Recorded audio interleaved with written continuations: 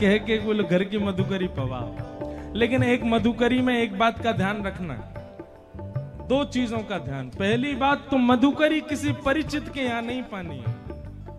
आपका परिचित नहीं होना चाहिए जिसके आप मधुकरी पाओ, संतों की बात अलग है। अपरिचित के यहाँ जाओ, और हर बार मधुकरी एक नए घर से होनी चाहिए। दूसरी बात, मधुकरी किसी पात्र में, दोना में, पत्तल में नहीं पानी है। अंजलि, दोनों हाथ एक करो, जितना आ सके इसमें ग्रहण करो। ये दो क्रिया है भैया। पूरी दुनिया में 1000 माला करने का जो फल मिलेगा, 100 यज्ञ करने का जो फल मिलेगा, वो ब्रजवासी के यहाँ की टूक प्रसादी मधुकरी पाने से मिल जाएगा। और भैया हमें फल नहीं चाहिए, हमें तो श्याम सुंदर चाहिए। आप मधुकरी पा करके वृंदावन में एक बार रहो तो सही, स्वप्न में ही सही, ठाकुर जी दिखेंगे जरूर। मधुकरी की है। आज कितने संत जन वृंदावन में मधुकरी पर रहते हैं।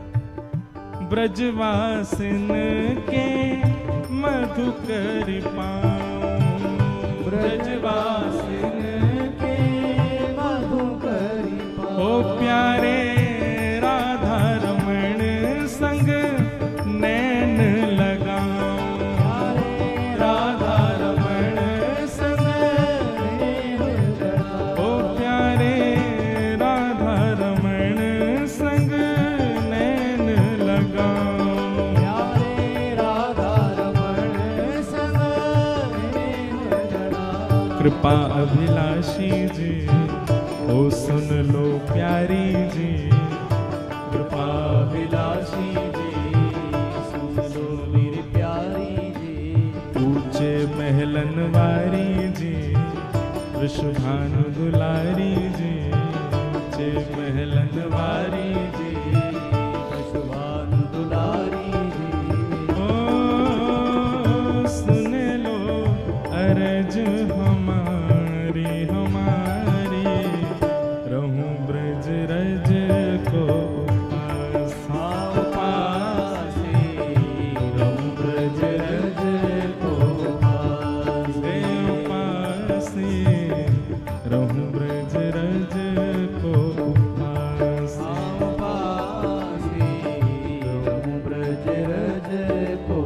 काम ब्रज में क्या करना है? हे रसिक जनन की सेवा पाऊं, रसिक जनन की सेवा पाऊं। हमारी एक प्रार्थना है, रसिक जनन की सेवा कहाँ है?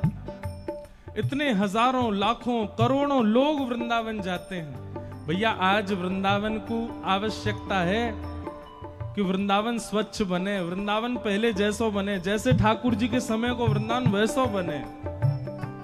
आप वृंदावन जाकर के हमारी कई एक बात मानो भैया, बिहारी जी बाद में जाइयो, 2 दिना लेके जाओ।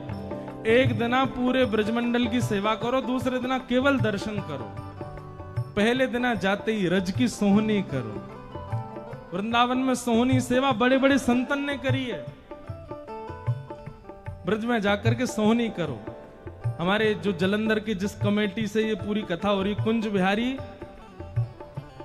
हैं, राधा कुंज बिहारी सेवा समिति, श्री राधा कुंज बिहारी सेवा समिति को हम व्यासपीठ से निवेदन कर रहे हैं कि जलंधर से खूब सारे वैष्णवों को लेकर के वृंदावन जावें और एक दिना केवल पूरे परिक्रमा मार्ग में सोहनी करके आओ। बिहारी जी, राधा वल्लभ जी तो सब कर लें दर्शन।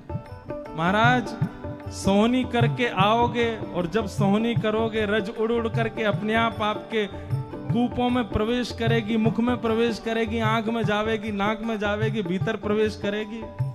आप ही ब्रजरज के समान है जाओगे। तो बिहारी जी के पास आपको नहीं जाना पड़ेगा, बिहारी जी आएंगे आपके पास में।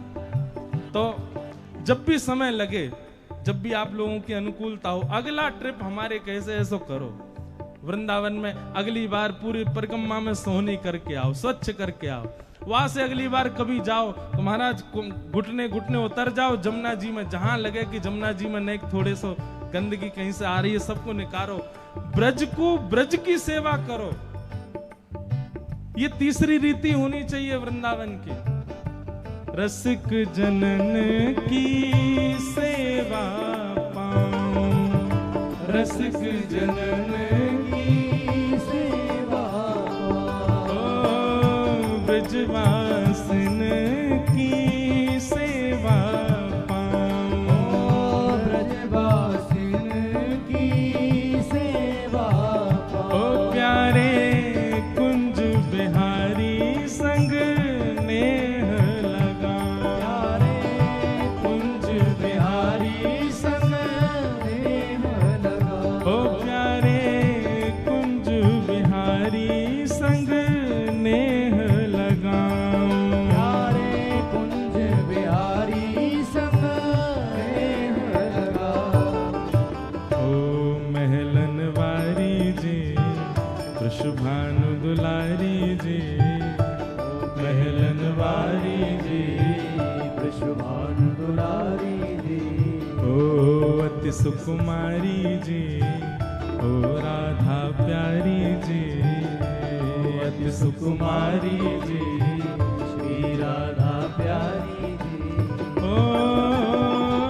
सुन लो अर्ज हमारी हमारी, रहूं ब्रज रज को पासी उपासी, रहूं ब्रज रज को पासी उपासी, रहूं ब्रज रज को पासी, रहूं ब्रज भाव से ओ राधिका रानी जी वृषभानु दुलारी जी, राधिका रानी जी वृषभानु दुलारी जी, ओ सुन लो अर्ज हमारी हमारी, रहूं ब्रज रज को पास को पासी, रहूं ब्रज रज को पासी, रहूं ब्रज रज को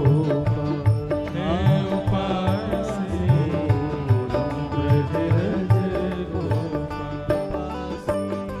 तो गुरु वही जो सब छोड़ वृंदावन में बसा दे।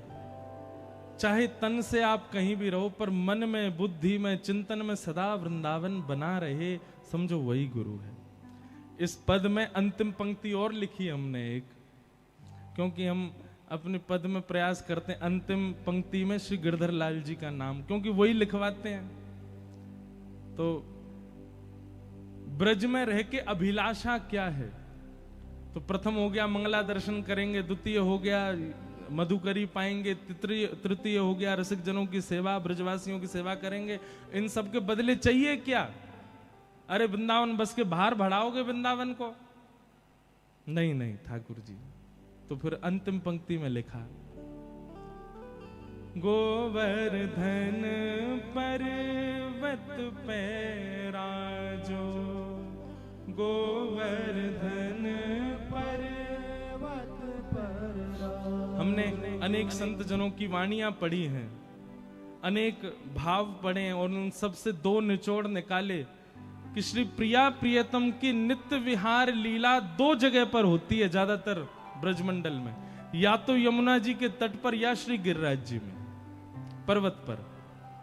तो हमारी अभिलाषा क्या है? गोवर्धन पर्वत पे राजो, गोवर्धन पर्वत पर। हे श्यामाजू, आप गिरिराज पर्वत पर विराजो, और अकेले नहीं विराजो तो गिरधर लाल संग दर्श करा दो, गिरधर लाल संग दर्श करा दो।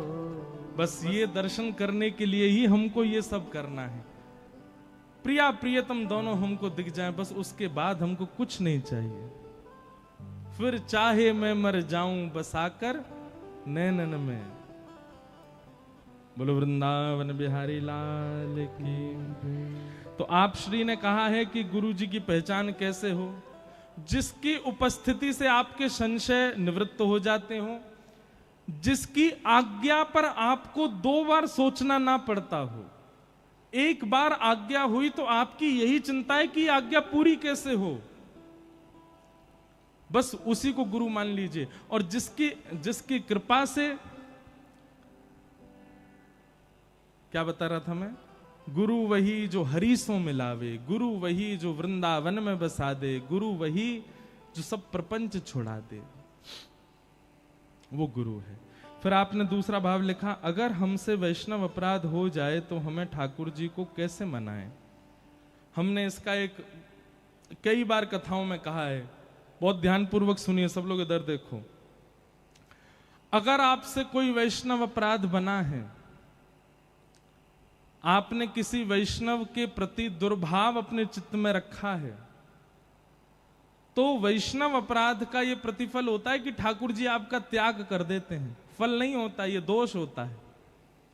ठाकुर जी त्याग कर देते हैं, आपका भजन कम होने लग जाएगा, आपका कथाओं में रुचि कम हो जाएगी, वृंदावन जाने पर थोड़ी नीरसता लगने लगेगी। ऐसी सब स्थितियां चित्त में आने लग जाएं तो समझ जाओ कि आपसे कोई वैष्णव अपराध बना है। तो वैष्णव अपराध होने पर एक ही उपाय है, क्या? स्वयं को दंड उत्सव दीजिए। क्या करना है? दंड उत्सव। भक्तमाल जी में कथा आती है, एक रसिक मुरारी जी करके भक्त हुए भगवान के, उनके गुरुदेव ने किया था दंड उत्सव। दंड उत्सव क्या होता है? आप जैसे ही लगे कि अब भजन कम हो रहा है, वृंदावन के प्रति नीरसता आ रही है, कथा में मन नहीं लग रहा है, वैष्णव अब प्रिय नहीं लग रहे हैं, नाम जप में पहले जैसी रुचि नहीं है, तो वैष्णव अपराध बनाए जरूर, तुरंत वृंदावन जाओ और 5 दिन के लिए स्वयं को वहां दंड दीजिए। कैसा दंड देना है? बोले सोहनी करो, रसिक जनों के सन्मुख बैठ करके सबको प्रणाम करो, आंखों के आगे दिखने वाला कोई भी व्यक्ति क्यों ना आ जाए उससे क्षमा मांगो।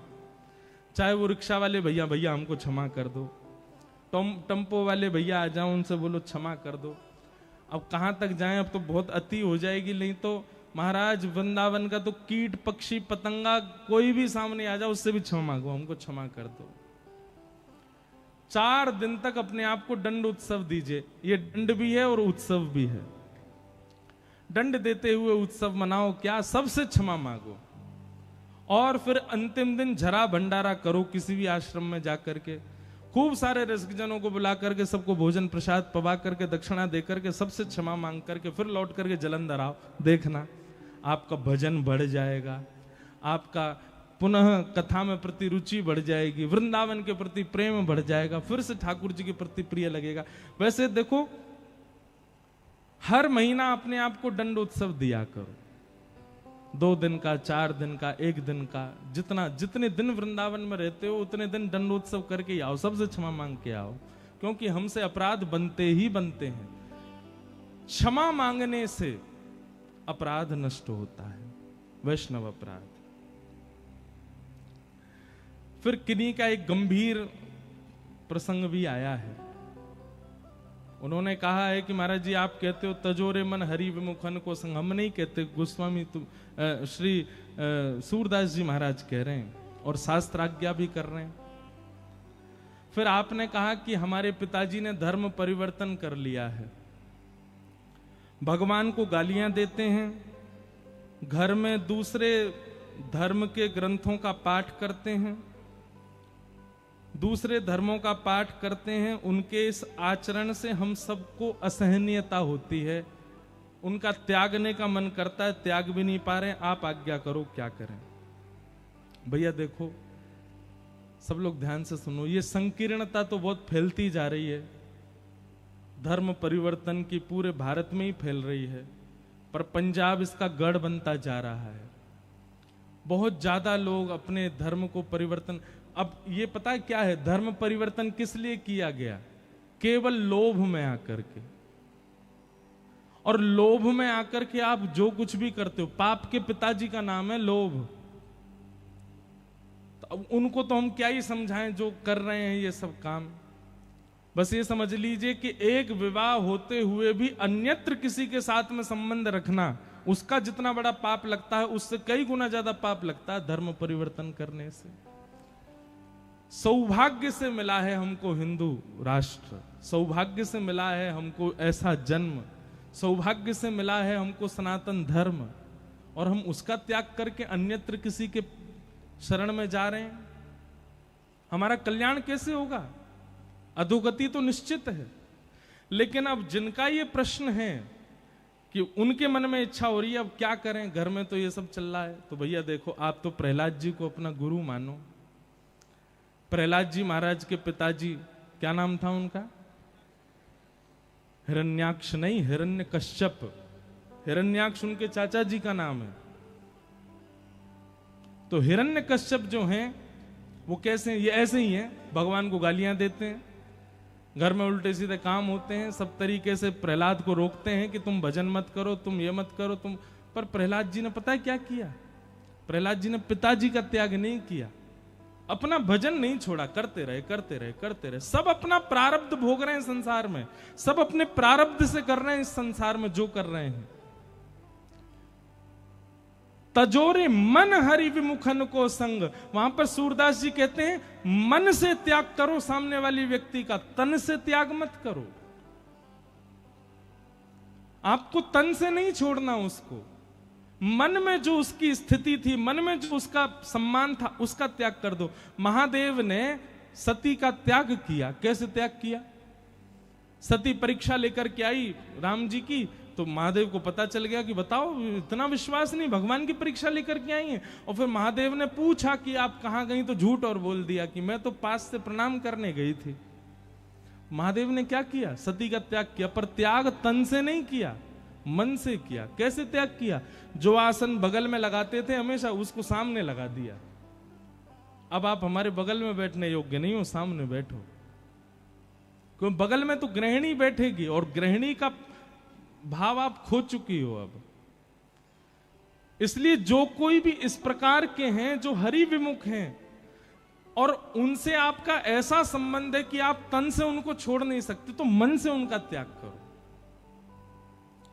फिर तो केवल एक व्यवहार मात्र निभाओ कि आपसे हमारा ये संबंध है। तो जब तक इसके पीछे एक कथा सुना है, जगन्नाथ भगवान के एक परम भक्त हुए, मैंने कई बार सुनाई है ये कथा, और ये प्रश्न एक बार नहीं बहुत बार आ चुका है मेरे पास, पर जलंधर में है तो मैं सुना देता हूं। भगवान जगन्नाथ जी के परम भक्त हुए, उनका नाम था अंगद जी। क्या नाम था? अंगद जी। अंगद जी जो थे वो एक राजा के मंत्री थे। बहुत ध्यान से सुनना। अंगद जी की जो पत्नी थी वो बहुत सुंदर थी और अंगद जी उससे बहुत प्रेम करते थे, परंतु पत्नी जो थी वो परम भक्त थी। कथाओं में जाना, सत्संग सुनना, ये सब में उसकी बड़ी रुचि। अंगद जी को कथा वथाओं से कोई मतलब नहीं था। उन्होंने पत्नी से स्पष्ट कह दिया, तुम जहां जाओ कथा सुनो, भक्ति करो, संत महात्माओं को प्रसाद पवाओ, सब करो, मुझसे कभी मत कहना कि ये सब करो, मुझसे नहीं होता। पत्नी बोली ठीक है कोई बात नहीं, आप अपने राजपाट पे ध्यान दो, हम भक्ति करें। अब एक दिन क्या हुआ, एकादशी का दिन था, तो संत महात्माओं ने कहा कि आज आश्रम में कोई उत्सव चल रहा है, सत्संग कहाँ हो, शांति हो, ऐसी जगह सत्संग हो। तो अंगद जी की पत्नी बोली आप सब हमारे घर चलो, हमारे घर पे ही सत्संग कर लो। तो सब संतों को लेकर के अंगद जी की पत्नी घर आ गई और वहीं पर ही सत्संग होने लगा। समाज बैठ करके नृत्य कर रहे हैं, कीर्तन हो रहा है, कथा हो रही है। शाम का समय अंगद जी लौट करके आए अपने घर। घर आकर के देखा तो महाराज उछल उछल करके जो है महामंत्र पर सब कीर्तन कर रहे हैं और साधु महात्मा भी सब नृत्य कर रहे हैं और वहां तो कीर्तन कथा चल रही है। अंगद जी महाराज तो क्रोधित हो गए और भीतर जाकर के उन्होंने चिल्लाना शुरू किया, बंद करो ये सब नाटक, क्या कर रहे हो यहाँ पर? ये घर है, तुम्हारा आश्रम नहीं है, ये घर है, ये तुम लोगों का मठ मंदिर नहीं है जो यहाँ उछल उछल के कीर्तन करो, निकलो यहां से बाहर। अब वैष्णवों को अपने अपमान से इतना बुरा नहीं लगता, पर कथा कीर्तन का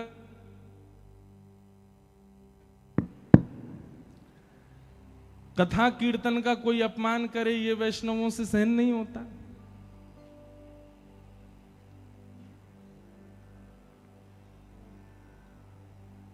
सब लोग चले गए। अंगद जी की पत्नी बिल्कुल नीची नजर किए और महाराज लाल पड़ गया था चेहरा उसका।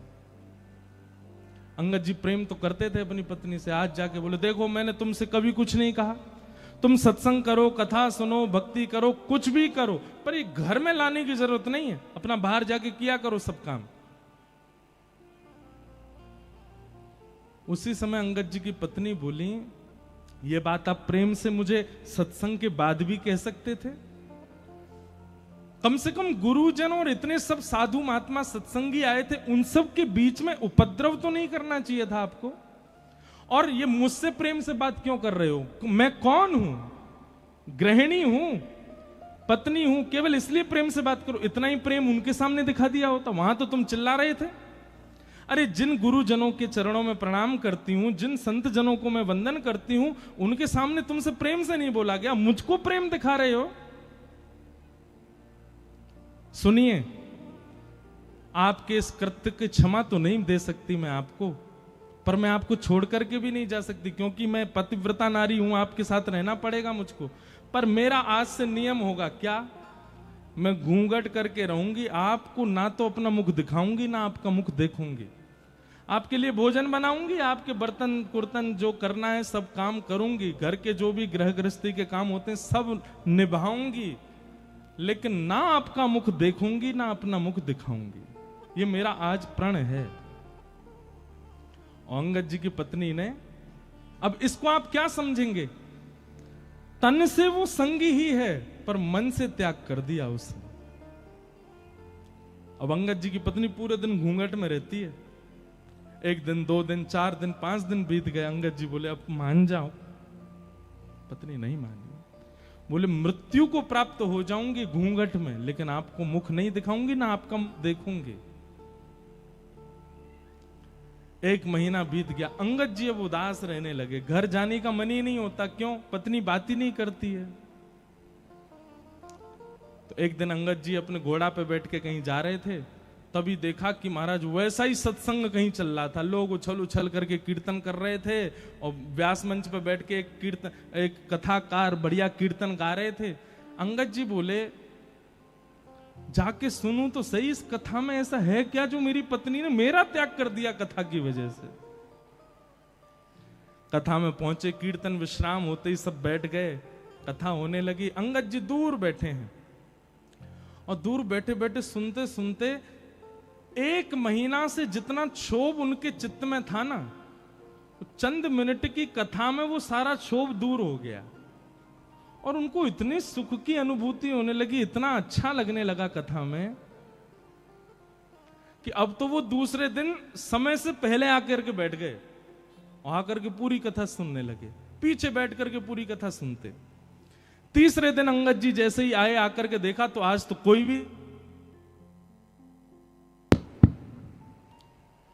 कोई भी नहीं आया, कथा ही विश्राम हो गई। अंगद जी ने पूछा भैया यहाँ पे कल कथा चल रही थी क्या? वो बोले कल 7 दिन हो गए पूरे, अब तो व्यास जी चले गए, यहां से कथा हो गई। तो अंगद जी को इतनी व्याकुलता पत्नी के रूठने पर नहीं हुई जितनी व्याकुलता कथा के विश्राम। बोले अब कब होगी कथा? बोले कथा तो भैया अब अगले वर्ष होगी, परंतु वो व्यास जी थोड़ी दूर एक गांव है, वहां पर आज से कथा उन्होंने प्रारंभ कर दी है, आपको सुननी हो तो वहां चले जाओ। अंगद जी दौड़ करके गए, महाराज दूसरे गांव में जाके कथा सुनने लगे। अब तो अंगद यही नियम बन गया,